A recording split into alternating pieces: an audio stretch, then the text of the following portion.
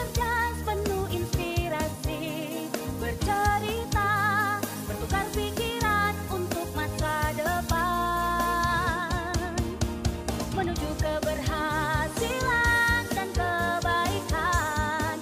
Oh, oh. Cerdas itu nama programnya. Cerdas, cakap-cakap cerdas, penuh inspirasi. Cerdas menerapkan temuan Judith Glaser PhD tentang conversation intelligence, bahawa cakap-cakap cerdas bisa meningkatkan imunitas dan mendorong daya cipta.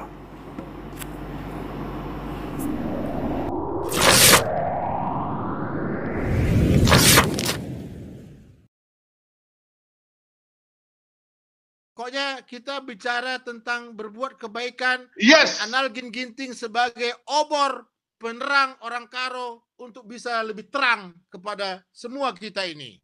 Jadi katanya ada tugas ke gereja. Iya, nanti jam 6. Oh, dari jam 6.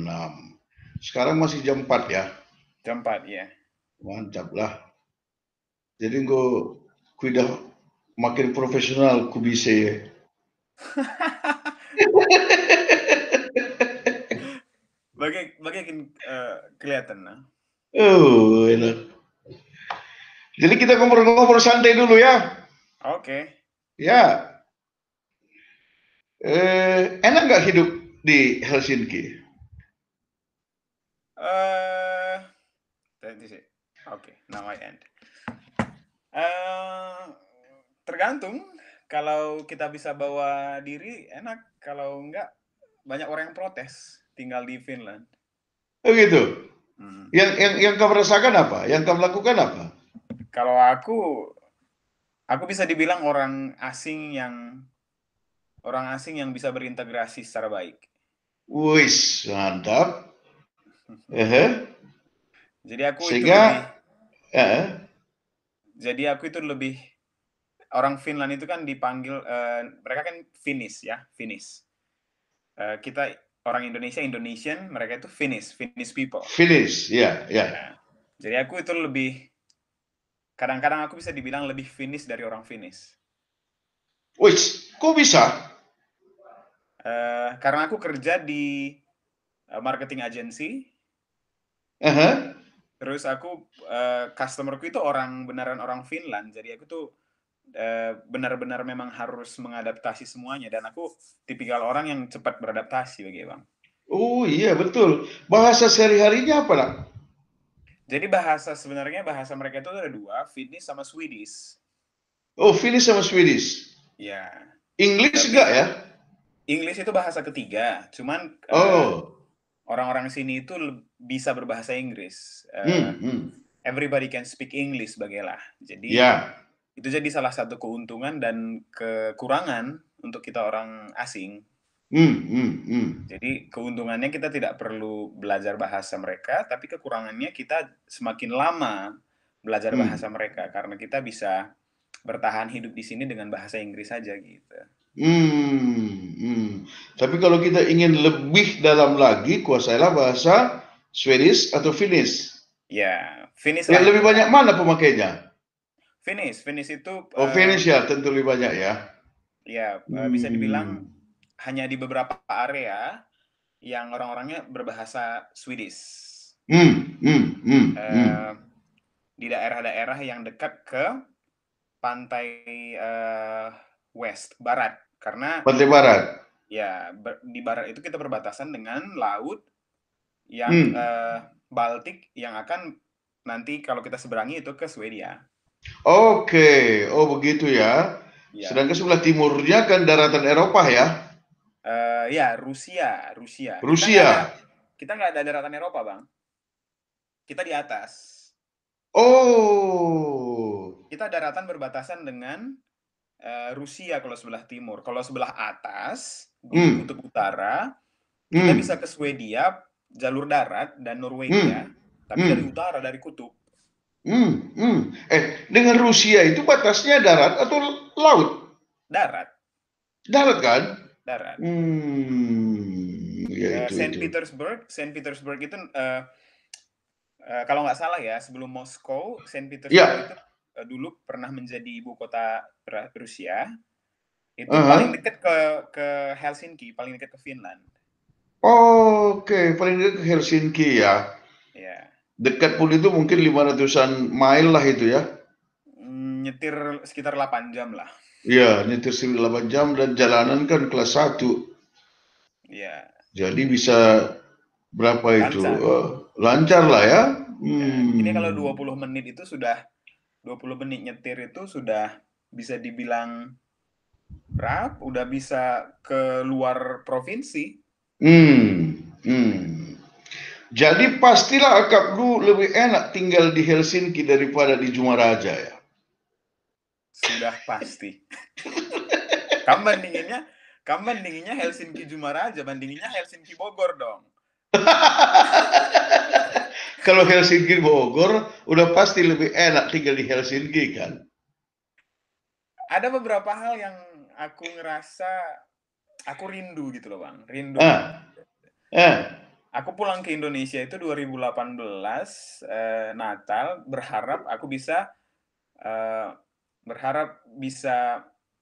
experience bisa merasakan hal-hal dulu yang pernah aku rasakan waktu kecil gitu. Iya. Dan ternyata nggak ada. Nggak ada ya. Nggak ada karena apa? Karena temannya nggak ada atau karena apanya nggak ada? Karena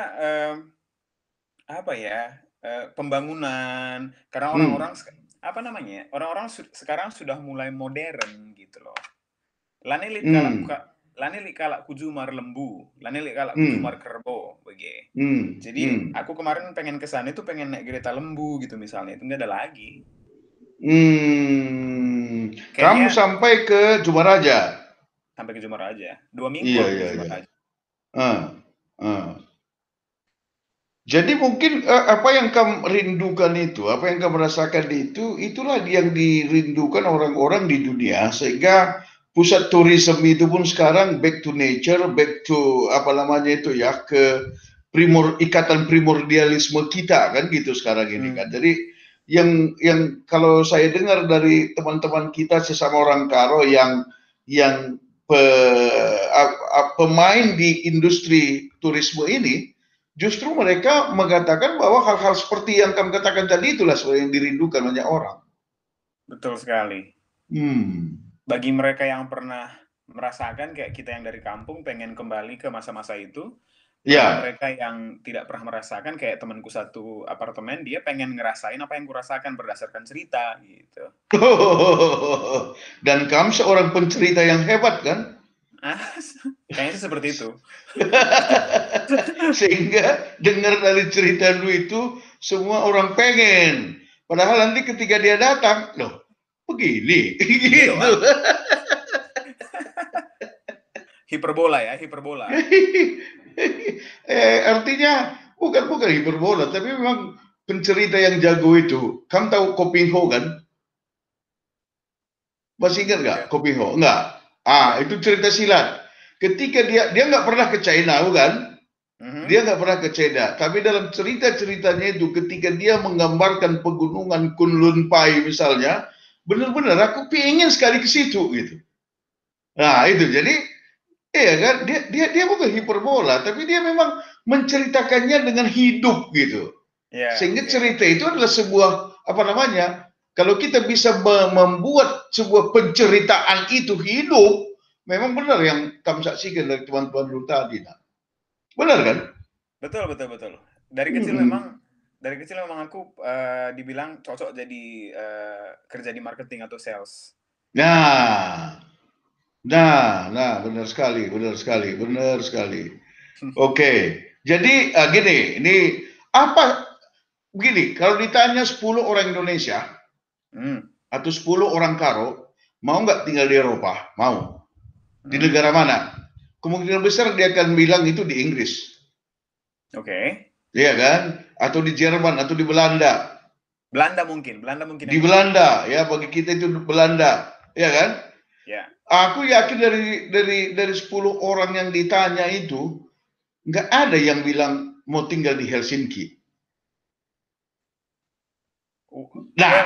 Justru itu apa sebenarnya yang tidak diketahui orang banyak, tapi membuat lu memilih untuk tinggal di Helsinki itu apa? Apa istimewanya itu Helsinki itu? Jadi gini Bang, sebenarnya aku kesini itu by accident ya. By accident, ya kan gitu kan? Iya, by accident. Ya. Tapi gini, dulu sebenarnya aku punya teman orang Belanda. Oke. Dan aku itu pengen banget tinggal di Belanda awalnya. Oh, awalnya memang tinggal di Belanda kamu. Ya, oke. Terus? Pengen tinggal di Belanda, ya. Dan Finland itu sebenarnya nggak masuk. Kita itu orang Indonesia nggak tahu yang namanya Finland. Nah, kan benar yang gue bilang tadi. Ya, terus? Bahkan orang-orang, kita sering ada orang-orang tamu official yang orang-orang DPR gitu, mereka malah mempronounce Finland itu sebagai Virland gitu loh. Finland dia udah sebut ya, terus? Ya, nggak tahu itulah kita dengan Finlandia itu. Iya. Nah, aku kesini kan karena kerjaan awalnya. Jadi bukan aku yang memilih Finland, tapi Finland lah yang memilih aku gitulah. Mantap. Inilah kalau orang marketing ya. Jadi kenapa Finland memilih kamu? Karena aku kan memang dapat kerjaan di sini awalnya. Aku apply ke semua, di mana aja boleh gitu loh. Tapi kerjaan yang memilih aku ke sini. Oke. Gitu. Itu awalnya. Dan aku kan awalnya kan kerja sebagai private secretary untuk ambassador Indonesia. Oke. Ya. Ya. Dan setelah aku tinggal di sini kemarin, aku kayak ngerasa ini kayak rumah gitu loh. Kayak ini nggak kayak Eropa banget gitu loh. Jadi kan orang-orang itu kan bilang kalau Eropa kayak Paris, kayak Belanda, kayak Jerman, kayak Inggris, yang semua yang sudah modern gitu lah Bang. Iya. Nah, kalau backgroundku itu kan aku dari Sumaraja. Jadi aku di Helsinki itu kompleks sekali Bang. Helsinki itu kecil, kayak Brastagi, kecil, tapi nggak sekecil Brastagi ya. Itu sangat kecil, dan kita itu bisa pergi ke toko termahal yang bisa kita dapatkan di Paris. Kita bisa temukan di Helsinki, dan kita 5 menit naik kereta, kita udah nyampe di countryside, kita udah nyampe di Sumaraja, gitu loh istilahnya. Jadi keberadaan Helsinki yang sangat aku bilang kombinasi antara kota besar dengan desa, membuatku nyaman gitu loh, membuatku yang ini kayak rumah gitu loh. Kalau misalnya aku kangen Sumaraja, tunggu aja sampai April. April itu masa springtime. Springtime itu musim semi. Iya, musim semi. Musim semi itu persis kayak di Brastagi, Bang. Kayak 16 kalau nuan-nuan apa gitu. Iya, 16 derajat, 20 derajat, nggak terlalu dingin. Terus orang-orang mulai menanam gandum lah, mulai menanam tomat lah, terus gitu. Kalau ditunggu sedikit ke bulan 12, bulan 1, bulan 2, saljunya lebih banyak lagi daripada negara-negara Eropa lain gitu loh. Kalau di bulan 11 November, berarti udah mulai nih. Bulan 12, Bang, bulan 12. Oh, bulan 12 ya, bulan 12. Tapi paling puncaknya itu adalah bulan 2. Bulan 2 itu mobil kita itu bisa ketutup. Oh iya. Iya itu. Berarti 4 musim itu benar-benar nyata di situ ya, setiap tahun begitu. Setiap tahun begitu ya. Di musim panas itu paling panasnya berapa derajat? Rata-rata itu sekitar 28, 29. Oh, jadi bisa sampai begitu. Tapi nggak terlalu panas, Bang. Makanya itu enak. Iya, itu Jakarta di malam hari itu. Enak kan jalan? Iya, enak. Atau Bogor lah itu. Bogor lebih dingin malahan. Paling nanti 1 atau 2 hari nyampe ke 35. Oh, bisa juga sampai 35 ya? Bisa. Nah, itu suhu harian di Jakarta kalau 35, iya kan? Nah, kalau misalnya mau dapat Jakarta nih, mau pulang ke Jakarta 1 hari 2 hari dapat nih di Finland gitu loh, Bang. Wih, so gitu ya. Gitu ya. Tapi kan ada 2 yang paling terkenal dari Finland. Pertama Nokia kan? Betul. Ya. Dan nah, ini aku juga baru disadarkan ketika kutanya orang Jerman sendiri, di mana pendidikan terbaik di dunia ini? Apakah di Jerman atau di mana? Dia bilang malahan di Finland. Finland. Benar ya? Betul. Benar ya? Betul. Nah, apa yang membuat? Nah, ini coba kita gali sedikit. Apa yang membuat sistem pendidikan di Finlandia itu bagus menurut lu? Nggak ada pressure. Oh, nggak ada pressure ya? Ya. Oh, jadi nikmat sekali dong kalau nggak ada pressure. Iya, kita itu ada semuanya itu berdasarkan diskusi. Terus kita diajarkan dari kecil. Tapi kalau misalnya kita yang kuliah master, kuliah S1 yang datang ke sini lompat langsung kuliah master, Bang, kita nggak akan bisa ngerasakan sewah yang orang-orang bilang gitu loh. Tapi salah satu alasanku kenapa aku pengen di sini dan buat keluarga di sini karena anak-anakku nanti aku pengen mereka memiliki pola pikir seperti orang Finland gitu loh. Soalnya dari kecil itu sudah diajarkan untuk mandiri, diajarkan untuk memberikan opini. Nah, kita di orang Indonesia itu kan tidak diajarkan memberikan opini, Bang. Enggak, bahkan dihambat. Exactly. Jadi bapak itu misalnya orang Karo itu bilang, anak kita mis masuk ke kamar, gitu loh. Jadi ya, kalau di sini itu semuanya diajarkan dari kecil gitu loh. Tidak ada pressure kalau seandainya selalu diapresiasi. Kalau untuk ukuran Indonesia, orang Indonesia, apa yang dilakukan si anak ini buruk sekali. Tapi mereka itu ya good job, way to go. Oh gitu ya. Iya. Jadi mereka itu sangat mengapresiasi opini, sangat mengapresiasi karya.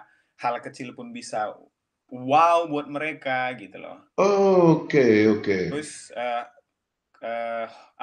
PR itu nggak terlalu banyak karena iyalah kalau PR banyak kan salah satu yang paling memberi pressure tadi pada anak-anak kita. Ya, dan di mereka itu sadar bahwa dengan anak-anak ini relax, dengan anak-anak ini bermain, mereka itu lebih bisa menyerap.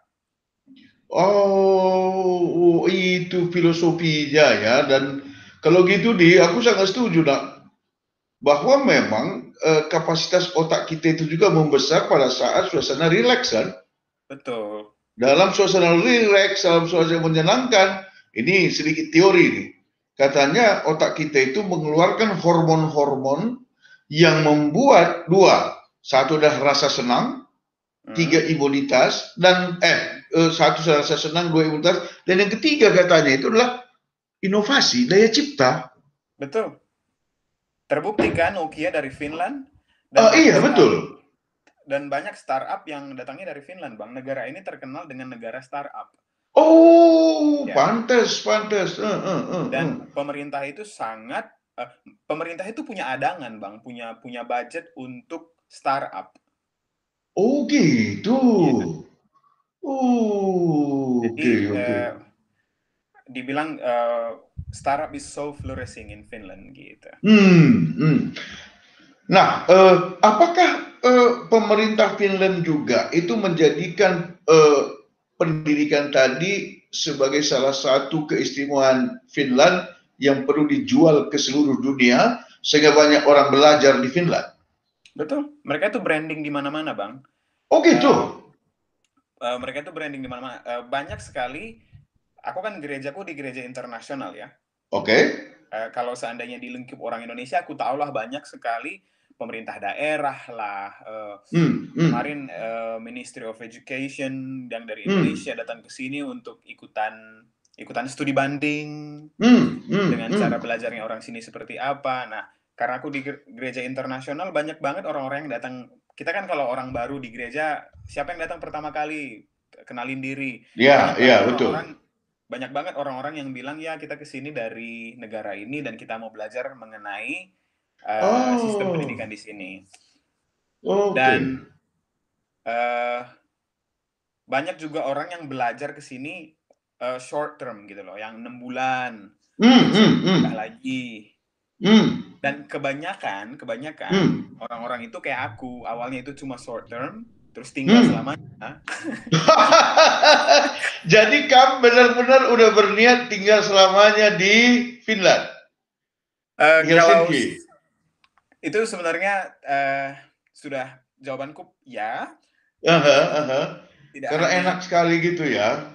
Nggak hanya akunya, Bang. Aku memang ini panggilan dari pas kemarin aku terakhir sebelum aku pulang ke Indonesia, aku adalah percakapan dengan Tuhan dan ada Tuhan kasih sesuatu yang bilang bahwa nanti aku akan membawa engkau kembali ke negara ini. Gitulah yang aku dapat. Wis, mantap. Dan kamu tahu sekarang itu terbukti sebenarnya. Jadi pas aku pulang ke Indonesia, sebelum pulang ke Indonesia, aku kemarin jadi worship leader di Independence Day prayer service mereka. Oh di sini di ya. Helsinki. Jadi negara ini adalah negara Lutheran, Bang. Lutheran ya? Yes, negara Lutheran. Bukan negara Calvin? Bukan, negara Lutheran.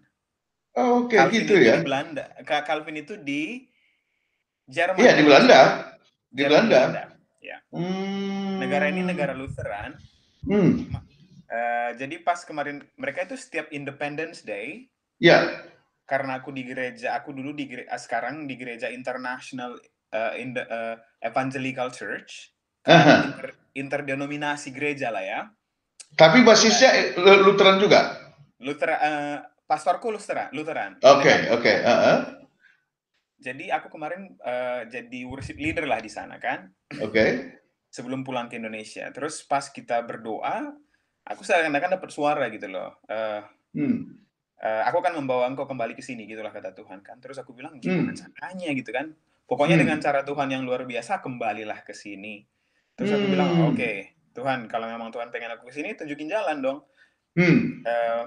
Dari kecil memang aku pengen menjadi berkat untuk bangsa-bangsa.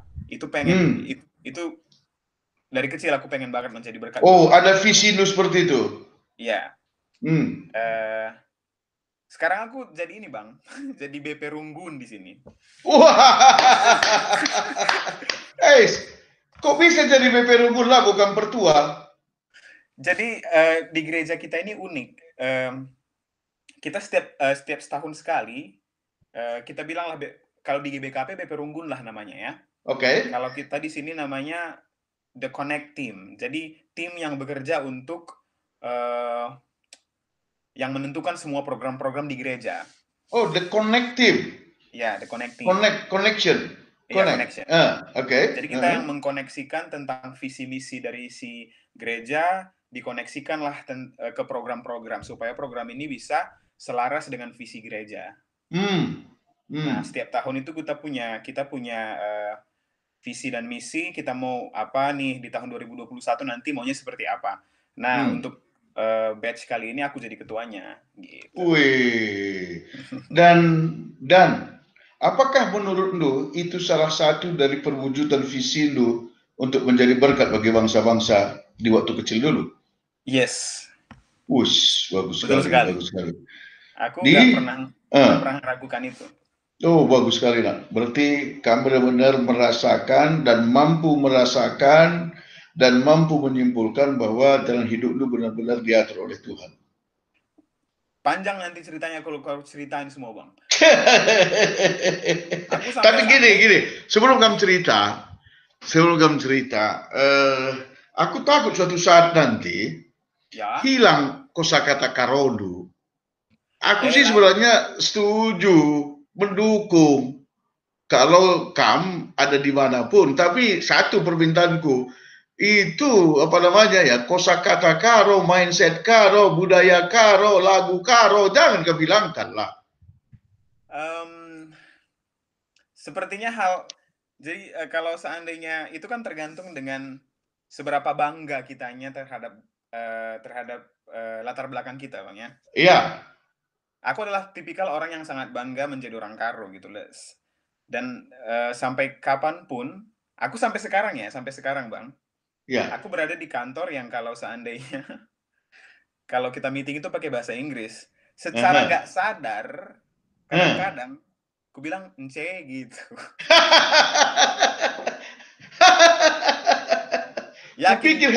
Kupikir hanya aku yang seperti itu. Ence gitu aku bilang. Aku di rumah kalau seandainya aku kan punya flatmate, teman satu apartemen. dia orang sini, dia itu sudah tahu kalau kosakataku berbahasa Karo itu sudah tahu. Jadi kalau seandainya aku panggil dia, jawabannya pasti Kai gitu. Soalnya dia udah tahu kalau itu salah satu kosakata Karo yang sering aku temuin gitu. Dia udah tahu itu. Nggak akan hilang.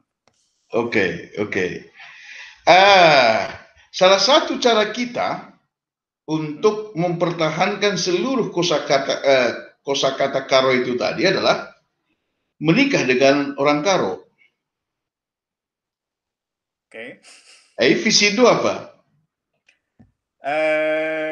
Kalau sekarang sih enggak.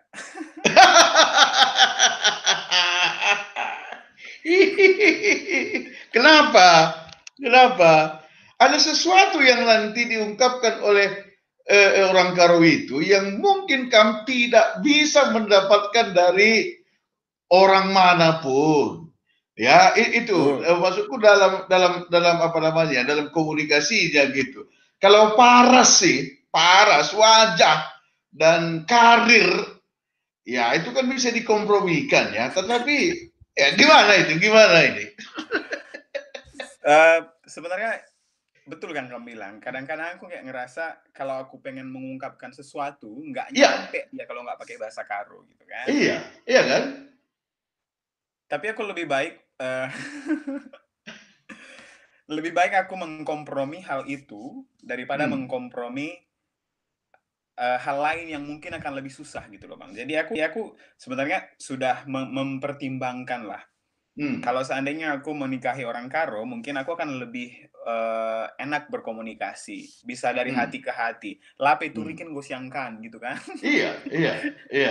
Nah kalau di sini apapun harus disebutin gitu loh. Bahkan straightforward, kita tuh harus straightforward gitu. Tapi sepertinya aku lebih milih untuk belajar menjadi straightforward daripada harus memulai semuanya lagi dari nol nanti untuk istriku kalau harus dibawa ke sini gitu loh Bang. Oke. Itu salah satu yang tidak kami inginkan. Iya, nanti aku takutnya seperti yang aku bilang di awal tadi Bang, banyak sekali orang-orang luar negeri yang tidak betah tinggal di sini karena dingin dan gelap. Oke. Ya. Jadi kalau seandainya aku menikahi seseorang yang aku bawa langsung dari Indonesia yang semuanya mungkin berbeda sekali dengan di sini, aku takutnya nanti dia struggling gitu loh Bang. Oke. Dan kamu tidak ingin mendengar itu ya? Tidak ingin mendengar komplainnya lah. Kecuali aku nemunya berusembiring dan udah tinggalnya di Belanda misalnya. Tinggalnya di Jerman misalnya, itu lebih mudah nantinya beradaptasi ke negara ini gitu. Bagaimana kalau berusembiring tinggalnya di Sydney? Kok langsung nembak ke situ? Tahu dari mana kamu? Udah aku baca pikiranmu.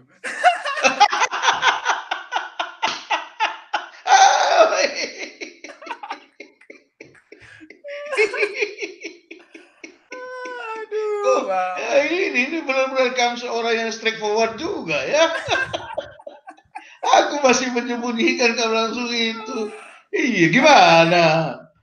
Masalahnya aku udah tinggal di sini selama beberapa tahun Bang, jadi straightforward. Ya, bagus. Dan ya sebenarnya kan kita ginting mergane memang begitulah sifat kita sebenarnya. Ditambah dengan lingkungan lu di situ kan makin kuat lah. Menurutku itu yang harus dipelajari orang Indonesia Bang, khususnya orang Karo gitu loh. Straightforward. Soalnya itu yang bisa buat kita kalau seandainya kita nggak bisa memberikan opini kita, itu salah satu hal yang menghambat untuk kita maju gitu loh. Kemajuan itu kan tidak berdasarkan kita harus menyumbangkan pikiran kita gitu loh. Kita harus beradu opini, kita harus adu argumen. Kalau kita nggak straightforward dengan argumen kita, maka orang-orang nggak akan dapat ide kita langsung gitu loh. Jadi untuk mengeksekut ide tersebut akan semakin lama gitu loh. Oke. Jadi Adi harus kali 2 wari ku ukuri kakin maksudna bangan hal gini ya tekume. Enca 2 wari kali maga kudat, berarti ide itu bisa kita eksekut setelah 2 hari gitu loh. Oke. Jadi dari bagai Bedukaro si Cupai nu mana Bogor marina ngomai bagelah. Lane gua perlu ingat nih. Gua masuk dulu. Benar. Adi gunarin ngoli zen lah. Jadi gua harus lupakan lebih krina oke. Nina di bata pe ular 22 ukur. Oke. Dan dia asli Finland. Mix. Finland sama Itali. Oh, Finland sama Itali. Yeah. Bagus. Finland juga kan maju sepak bolanya. Nggak terlalu maju sih, Bang. Nggak terlalu maju, tapi cukup maju lah ya. Ice hockey ya, kita oke, kalian ke ice hockey ya. Ice hockey. Kalau Finland itu bisa dibilang paling bagus. Nomor 1 11-12 lah sama Kanada. Oh ya, Kanada juara dunia kan? Iya, juara dunia. Amerika pernah sekali juara dunia. Dia juara olimpiade, tapi sebelumnya dia kalah terus kan. Memang Finland ice hockey ya yang paling itu ya. Ice hockey di Indonesia kurang itu. Nah, sekarang gini, kenapa aku cerita tadi soal bola itu? Aku berpikir seperti yang Shin Tae-yong berpikir. Ternyata bibit-bibit pemain bola Indonesia itu adalah blasteran Indonesia dan cinta Indonesia, mau bermain untuk Indonesia, tapi mereka berlatihnya di Eropa, di Barat gitu. Itu ada beberapa itu yang sekarang ini usianya masih 19 tahun, Elkan Bolgot misalnya, itu kan hebat banget dia, Jack Brown bagus banget. Nah, melihat contoh ini, si Shin Tae-yong juga berpikir seperti itu. Dan aku juga lihat, oh iya ya, seandainya adekku Didi nanti menikah dengan Beru Sembiring Finlandianari, anaknya jadi pemain bola, suatu saat jangan-jangan itu yang akan membuat sepak bola Indonesia ini maju gitu kan. Nanti di belakang kan Ginting dia kan. Lah itu dia. Tapi begini, sebelum kita lanjutkan beberapa pertanyaan lagi yang serius, seandainya pacar duta diminta kamu menyanyikan lagu Karo yang paling kamu sukai, apa yang kamu nyanyikan? Coba nyanyikan dulu sekarang yuk, biar kita dengar suaranya. Lagu apa ya? Iya, lagu pop lah.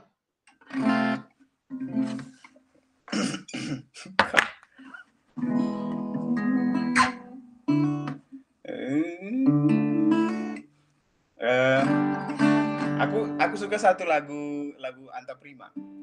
Lagu apa lah? Bukan dia carana ketesaman Bandung, ate ngenai biringku ku kena. Bukan dia carana ketesaman Bandung, ate kelenge biringku ku kena. Cinta kan keperawatnya kamu kabarna maitingeda kaipe pagi pantangena nasupaki aku langgar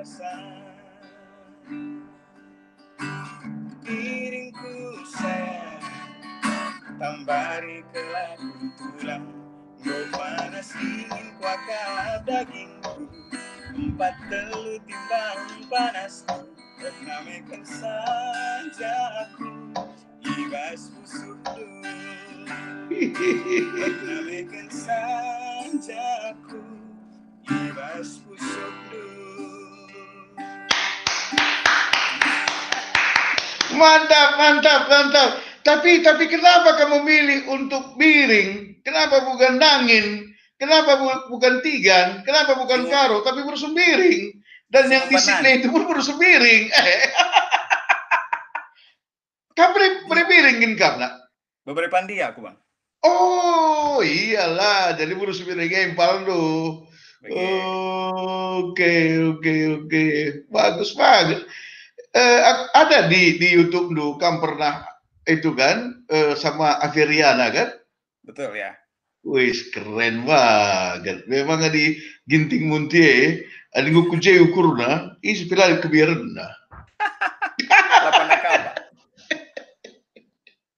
Nah, saya bertanya yang sangat serius ini. Apa ya?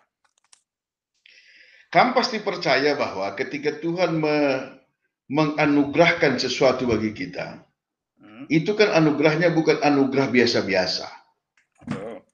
Bukan setengah-setengah. Ya kan? Apapun yang kita minta kepada Tuhan dalam iman kita, sekalipun kita misalnya meminta untuk menjadi nomor 1 dalam satu bidang, Tuhan itu pasti beri sebenarnya. Makanya pertanyaanku begini, kami ingin nomor 1 dalam jalur mana? Nak? Jalur karir dulu atau jalur gereja tadi? Karena dari percakapan kita sejauh ini, aku tangkap bahwa ya, karir tadi hanya beberapa kali kamu sebutkan, tapi gereja udah beberapa kali kamu sebutkan. Sehingga aku ingin bertanya, sebenarnya yang mana ini yang lebih ingin kamu kembangkan, lebih ingin kamu maksimalkan, lebih kamu optimalkan, atau sampai di puncak itu hidup lu ini melalui jalur yang mana, Di? Aku mungkin nggak ini kali bang, yang nggak terlalu mention banyak-banyak mengenai kerjaan. Ya. Tapi kalau yang aku percaya sekarang adalah dengan kerjaanku makin bagus, maka aku akan bisa bekerja untuk Tuhan lebih lagi gitu. Jadi menjadi berkat. Menurutku untuk menjadi berkat buat orang lain, aku harus sukses di kerjaanku. Harus sukses di kerjaan. Ya betul. Oke. Jadi kalau kamu tanya mana prioritas utamaku adalah kerjaanku. Aku pengen menjadi seseorang yang bisa membawahi sebuah perusahaan nanti di sini gitu loh. Oh, pengen berada di puncak karirku di sini. Jadi jalur profesional itu yang lebih kamu kembangkan. Betul. Bukan berarti pelayananku tidak aku menjadi nomor 2 kan ya? Iya, betul. Aku nggak setuju bagi orang yang bilang prioritaskan kerjaan atau prioritaskan pelayanan, nomor 2-nya si pelayanan, atau kalau nomor 1-nya pekerjaan, nomor 2-nya pelayanan, atau sebaliknya. Aku nggak setuju bang, itu harus bukan dikotomis seperti itu ya? Betul, harus berjalan seiringan gitu. Dan aku dulu kan pernah disuruh jadi pendeta kan? Pernah apa? Pernah disuruh jadi pendeta gitulah. Oleh orang tua? Iya, oleh bapak. Mama. Oke, bapak tapi ku bilang, aku dari kecil memang sudah bisa beropini. Gitu. Ku bilang sama mereka akan lebih powerful kalau aku bisa menjadi berkat di tempat kerjaan atau melalui kerjaanku gitu. Ya. Oke. Gampang nggak bagi kamu untuk meyakinkan opini itu sama orang tua kita? Puji Tuhan gampang. Oke, jadi mereka terima lah ya? Mereka terima. Soalnya kalau untuk orang karo khususnya kita kan itu kan bisa dibilang kadang-kadang nggak boleh memberikan opini bang ya. Tapi kalau kita menunjukkan kalau kita itu juga menerima opini mereka, menjadi anak baik-baik, si cuci piring tak kujuma kita, si berenakan lembu entah naruh kenakan biang kita, secara nggak langsung mereka pasti ngelihat berarti anak ini bisa dipercaya nih gitu. Iya. Nah jadi aku dari kecil memang sudah tipikal anak baik-baik gitulah. Jadi itu yang membuat opiniku itu semakin mudah diterima sama mereka. Gitu. Kalau tadi seandainya aku orangnya susah dibilangin, pasti opini ku nggak akan didengerin gitu. Iya, betul. Jadi karena dari kecil juga sudah menunjukkan karakter yang dipercaya orang tua, maka ketika kamu menyampaikan opini itu juga, orang tua langsung percaya gitu kan? Betul, Bang. Nah, dan kamu memang punya sudut pandang, kamu punya opini, dan kamu tahu apa yang baik bagi dirimu. Betul. Nah, oke. Jadi kalau begitu, aku sangat seide, segagasan dengan kamu bahwa profesionalisme kita itu harus nomor satu. Capailah setinggi-tingginya keberhasilan karir kita. Pada saat yang sama, mari kita layani Tuhan dengan sebaik mungkin, ya, dengan seoptimal mungkin. Nah, ini luar biasa kamu sudah dipilih jadi ketua program connecting team tadi kan di gereja. Kamu dipercaya seperti itu. Ini benar-benar luar biasa loh, Di. Puji Tuhan lah, Bang. Bukan kitanya sih ya. Iya. Jadi keuntungan mungkin nanti nggak tahu lah. Jadi aku sekarang baru keluar kerjaan, Bang. Aku baru resign dari kantor lama. Ya, begitulah baiknya Tuhan, Bang. Orang-orang dipecat karena di masa pandemi, tapi aku resign di masa pandemi gitu loh. Artinya kan kita masih punya privilege. Ya. Tidak dipecat gitu loh. Betul. Dan hari Senin nanti aku mulai kerjaan baru karena memang sebenarnya aku resign karena aku dapat tawaran di kantor lain gitu loh. Nah, jadi gereja ini sebenarnya membutuhkan orang-orang profesional, membutuhkan orang-orang yang berkecimpung di dunia profesional. Karena orang-orang selalu menganggap bahwa ini pelayanan. Tidak. Gereja itu tidak hanya pelayanan, gereja itu adalah sebuah organisasi yang harus di manajemen sama seperti korporasi. Gitu.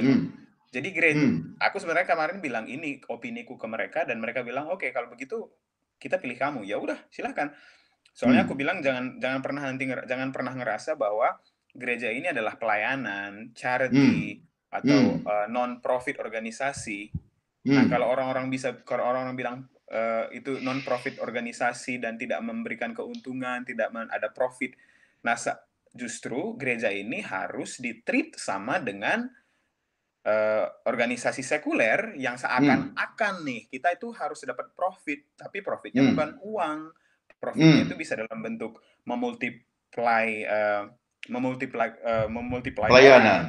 pelayanan, harus menjadi berkat buat orang, nanti ministry kita itu harus berkembang, gereja itu harus berkembang, gitu-gitu loh, Bang. Jadi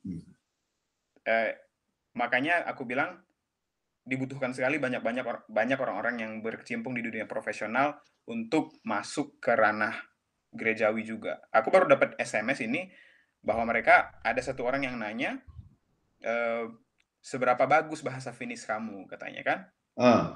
Random barusan pas kita mulai ada yang nanya. Terus aku bilang ya bahasa Finnishku nggak terlalu bagus, tapi bisa lah aku gituin. Jadi mereka tuh pengen aku ikutan election untuk mewakili Christian Democrat Party. Oh, untuk apa? Untuk legislatif?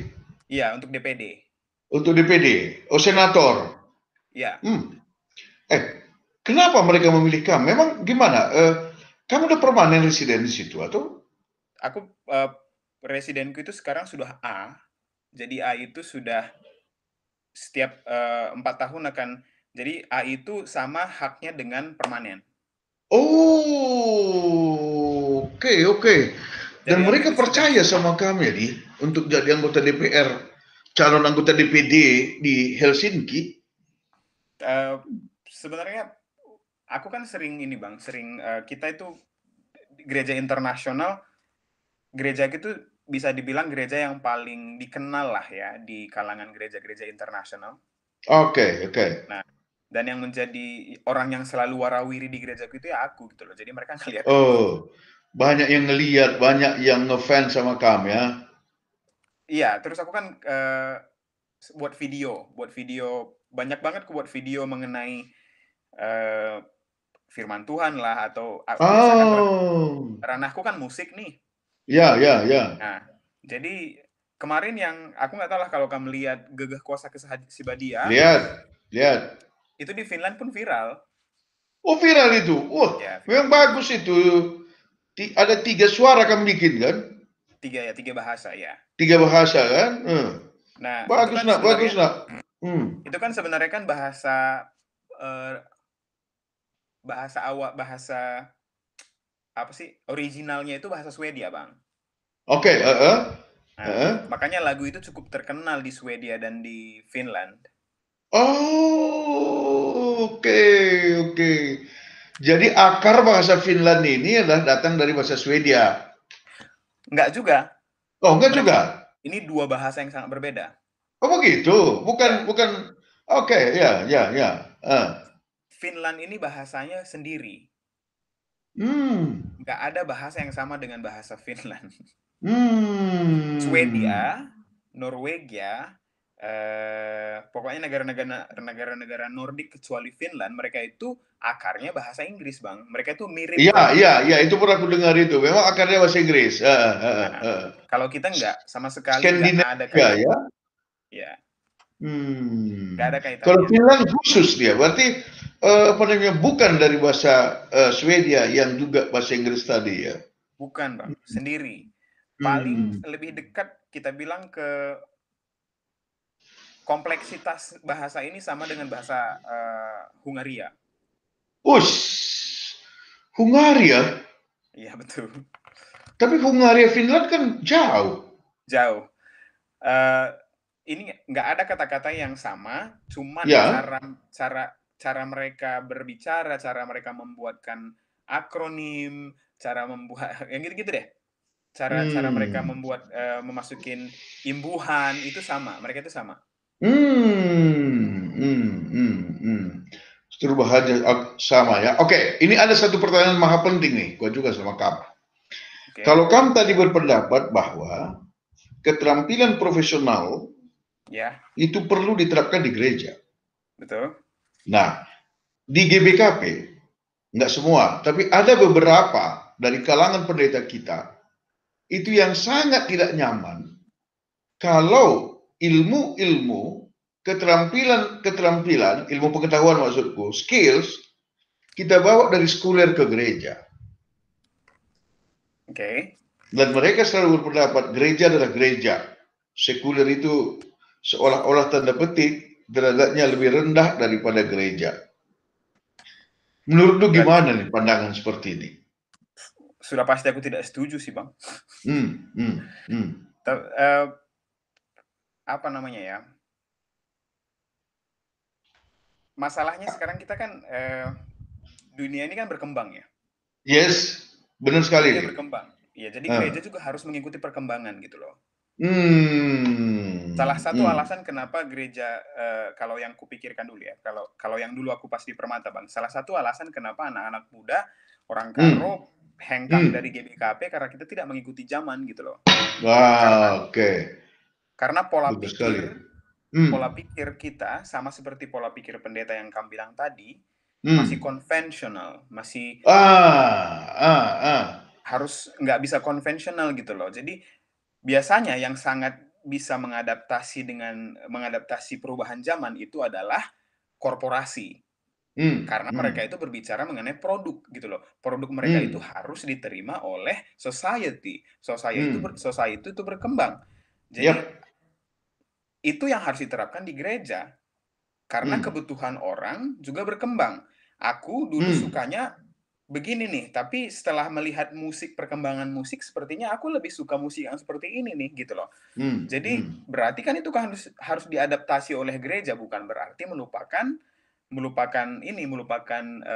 basisnya kita. Nggak mesti melupakan basis, tapi mengadaptasi itu penting sekali, gitu loh, Bang. Ini sudah sebenarnya dari dulu sering menjadi diskusi kita di rapat runggun di GBKP. Iya. Dan aku nggak setuju kalau dibilang nggak boleh gereja adalah gereja, organisasi adalah organisasi. Tidak. Nggak bisa begitu. Nggak bisa begitu. Kita memang hidup di dunia yang batasnya juga antara sekuler dan gereja itu ya makin tipis ya, sehingga sinergis lah ya. Iya Bang, jadi kan bisa kita hitung lah di gereja kita kan sekarang tinggalnya, kalau Abang kan tinggalnya di metropolitan lah ya. Kalau di kampung orang-orang kujuma lah ya, kujuma. Jadi mereka tidak mesti tidak terekspos ke dunia-dunia yang membuat mereka harus mengadaptasi gitu lah ya. Jadi mereka itu lebih mudah lah untuk bilang kita itu jalurnya seperti ini nih, kita nggak usah berkembang nih. Mereka itu lebih mudah menerima.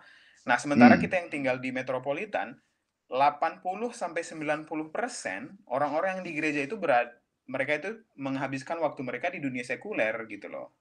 Iya, betul. Jadi masa iya sih kita bilang itu berbeda? Hey, di gereja kita ini 90 orang mereka tuh bekerja di dunia sekuler loh gitu loh. Iya.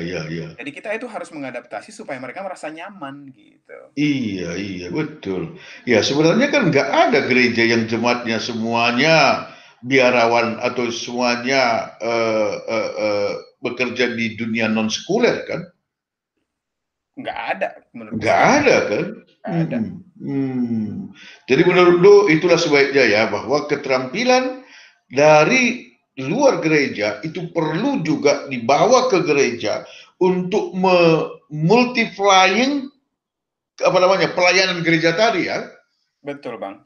Anak-anak muda sekarang kalau seandainya anak-anak muda yang ngerti live streaming. Yep. Live streaming itu adalah sekuler sekali Bang, itu dunia perfilman kan ya? Iya. Dunia pervideoan, dunia musik recording. Kalau tadi seandainya kita tidak mengadaptasi itu, kita pakai organ aja nih, nggak boleh ada live streaming. COVID datang, hancur kita. Betul. Gitu. Itu sebagai contoh ya. Iya. Mantap, mantap. Oke, ada beberapa 1-2 pertanyaan terakhir ini. Apa tadi yang mau kutanya ya? Oh iya, ini. Kamu kan anak Juma Raja. Anak Juma Raja kan terkenal pemberani. Ya. Iya toh? Preman. Oke, tadi selain berani dan straightforward, menurut lu apa sifat-sifat anak muda Karo ini yang seharusnya nggak dipakai lagi di zaman yang ya 4.0 atau modern ini, atau bisa seperti kamu bertarung di belahan manapun dunia ini, ya kan?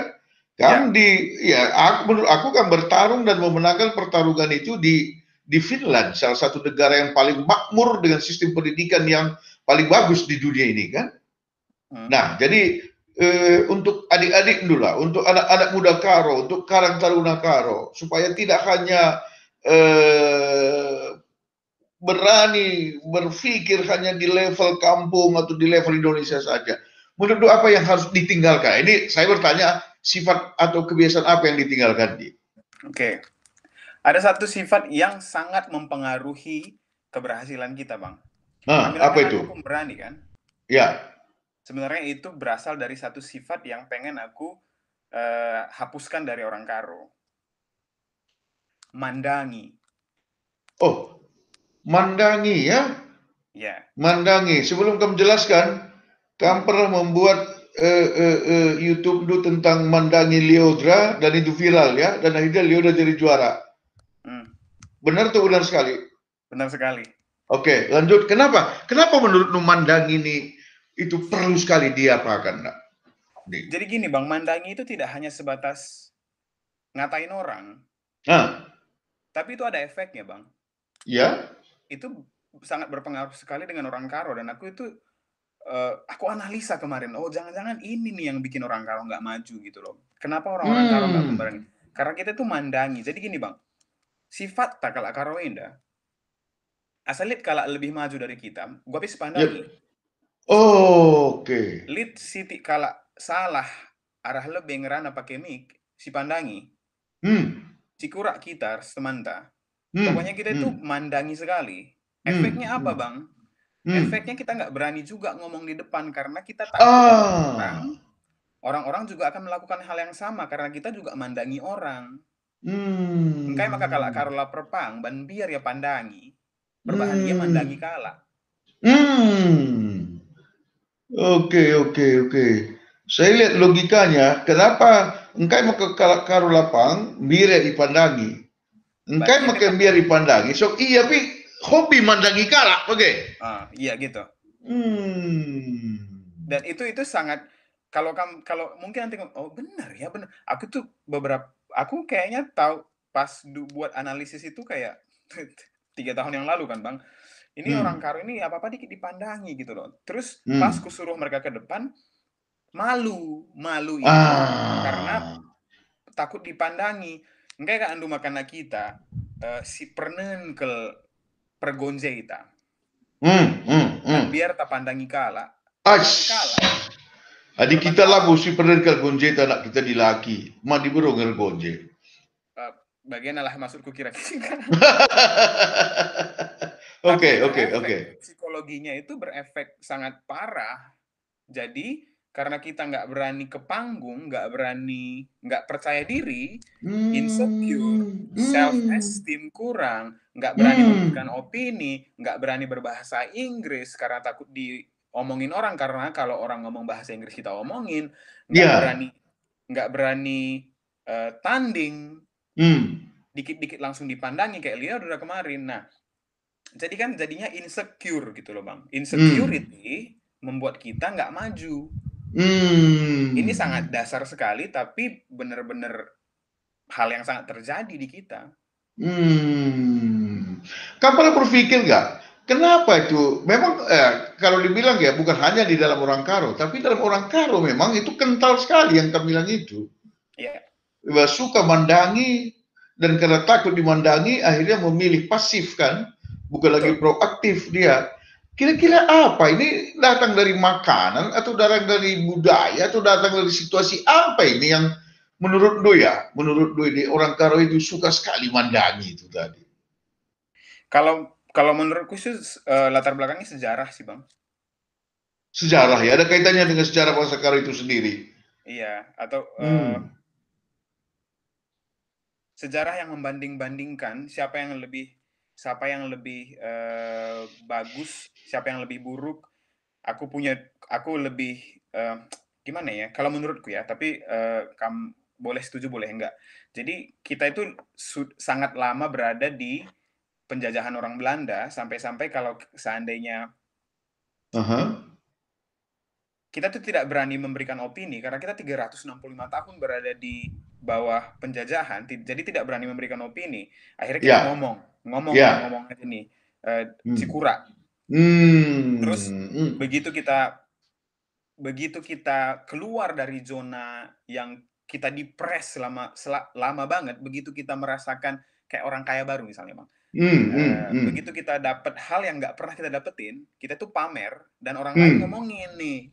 Dan orang lain ngomongin. Kalau menurutku sih itu Bang, mungkin aku salah ya. Oke. Saya kira benar, dan ini menarik sekali untuk diteliti lebih lanjut di. Kayaknya sih. Iya betul sekali itu. Apa namanya? Kita tidak maju, kita tidak berani tampil. Tapi ketika ada yang sederajat dengan kita tampil, maka kita akan mencari-cari kesalahan dan bukan karena kita maju. Betul. Akhirnya kita cari-cari itu ya. Ini menarik ini untuk dikaji lebih lanjut nih. Baguslah ada sesuatu hal yang muncul dari percakapan ini.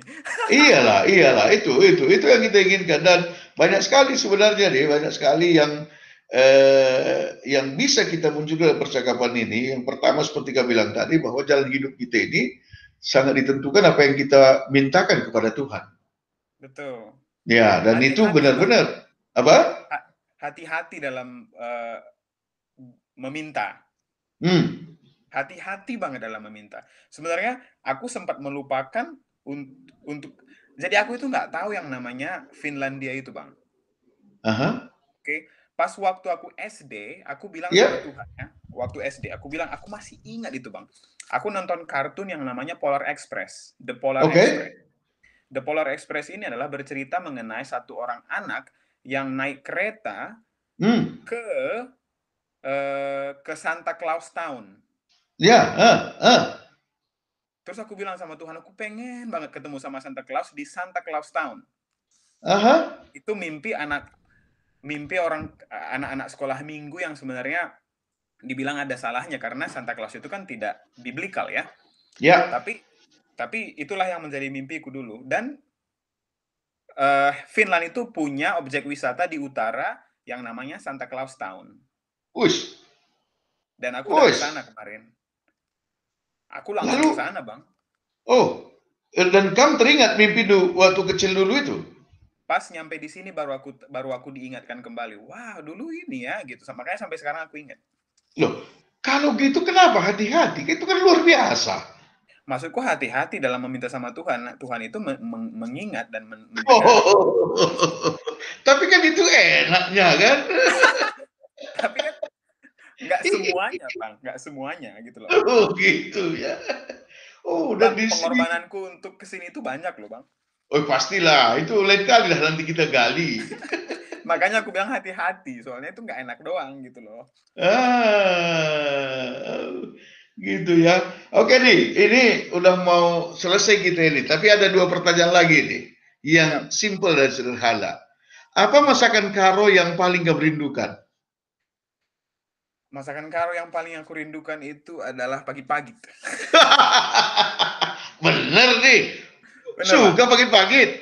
Suka lah, Bang. Begitu ya. Bang. Berarti beru biring nandai tesi rumah jago ruan pagi-pagi. Bapak si jago. Oh, Bapak. Wah, itu memang makanan kesukaan kita itu kan datang dari keluarga ya. Tuh.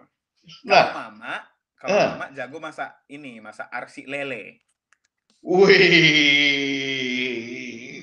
ura-uraina, cibakut bagailah. Wih, na baca kai gelarna tran, adiku kita mana lalite. Tapi lalu gimana? Gimana kamu dengan masakan di Finlandia? Aku kan jago masak, Bang. Jadi aku masak di rumah. Oh, jadi itu solusinya ya? Jadi kan belanja sayur, belanja daging, belanja ikan, lalu kamu racik sendiri. Betul. Oke, berarti kamu tidak lupa dengan masakan Indonesia. Gua makan apa dulu pagi-pagi dari? Pagi-pagi dan dulu li sada bahan nasi lada jainda. Lagu tah lembu sih cuman bukbak. Oke. Tapi secara keseluruhan masakan asli Finland sendiri gimana, ke arah mana rasanya itu? Kamu rasa hambar atau gimana? Mereka itu nggak punya masakan nasional, tapi secara keseluruhan masakan mereka itu hambar. Mereka itu nggak tahu yang namanya herbs, nggak tahu yang namanya bumbu-bumbu. Ya. Bumbu mereka itu salt and pepper. Oh, cuma itu aja ya. Itu aja. Salt and pepper. Laki J nambah minimarket sambal dari Thailand atau dari Indonesia ada juga, ada kan? Nggak dari Indonesia, tapi dari Thailand atau dari Cina ada. Dari Thailand, dari Cina ada. Itu memang ya oke lah, tapi nggak begitu pas dengan kita ya. Harus giling sendiri lah. Giling sendiri ya. Oke deh. Jadi enak sekali ngobrol sama kami nih karena memang banyak nilai-nilai kehidupan ini yang meskipun usia anu masih sangat muda tapi sudah kami lalui itu. Dan kalau menurut aku dalam kacamata teologi spiritualnya tadi adalah karena memang dari kecil kami itu sudah dididik dan mendidik diri itu untuk selalu bercengkerama dengan Tuhan. Betul. Ya, saya kira itu kuncinya ya. Dan tahun depan gereja kita GBKP, gereja di mana kami ngawankan itu fokus kepada dunia anak muda nih. Wow. Fokus kepada pembinaan permata dan juga anak-anak KKR sekolah minggu. Nah, ini semoga tidak lagi seperti kami bilang tadi, tidak lagi hanya charity, pemikiran-pemikiran yang muncul dari pertua diaken dan jemaat kita itu, tapi benar-benarlah memikirkannya secara serius ya. Dan siap-siaplah kamu nanti mungkin dalam beberapa kali ya dengan guru-guru KKR kita, kuajak kamu Zoom meeting seperti ini supaya kamu juga bisa memberikan perspektif dari dunia internasional. Tujuannya seperti tadi, jangan hanya gereja internasional yang jadi jemaatnya itu maju, tapi juga gereja-gereja kita yang tradisional ini juga dengan adanya orang-orang muda seperti kami yang menjelajahi katakanlah dunia kita ini juga bisa berkontribusi ya dia. Siap Bang. Siap. Okay. Aku udah bilang beberapa kali sama guru sekolah minggu Cililitan, guru sekolah minggu Bogor, sama pengurus Permata, aku bilang kapan aja kalau kalian seandainya pengen bertukar pikiran, mungkin aku bukan lebih jago, cuman karena aku di sini dan melihat perspektif berbeda, kita bisa sharing. Betul. Aku siap banget, Bang. Oke, bujur deh. Mungkin nanti dengan Permata Pusat juga kamku perkenalkanlah supaya bisa lebih banyak lagi kita diskusi. Aku udah pernah sama mereka, Bang. Udah pernah ya? Mantap lah. Dengan Michael Andepa. Yes. Karena kami di Bogor kan juga dulu aktivisnya. Kita juga pertama kenalkan di Permata. Yang kedua baru kita kenal itu di GBKP Galaxy. Aku ikutan tanding vokal grup. Oke. Oh, di Galaxy ya? Di Galaxy. Kami membawa tim dari Bogor dan juara 1. Oke. Ya, dan aku pada saat itu sangat terpesona. Karena di zamanku sulit sekali tuh Permata Bogor itu juara 1 udah bilang vokal grup. Itu pertama kita ketemu, terus kedua Abang datang ke kantorku, ke Sinarmas. Iya, ada pelatihan waktu itu kan? Pelatihan, betul. Dan kami yang memperkenalkan diri. Aku memang ingat wajah Du itu pernah itu, tapi di mana ya gitu kan? Iya. Dan yang ketiga sekarang ini nih. Jadi unik juga ya perjumpaan kita ya. Di Galaxy, di kantor, di Sinarmas Land, lalu sejak Sinarmas itu kan nggak pernah lagi kita bertemu. Enggak, soalnya aku nggak lama di sana Bang, cuma 2 tahun. Cuma 2 tahun, langsung kamu ke Finland ini ya? Betul, langsung ke Finland. Mungkin nanti pas ke Indo kita ketemu. Oke, siap. Adi Bagai. Butur Melaladi, sukses pelayanan Du, sukses dalam dunia profesional, dan juga sukses perjamuan pagi. Amin. Oke, Bang ya, sampai jumpa. Oke, mantap.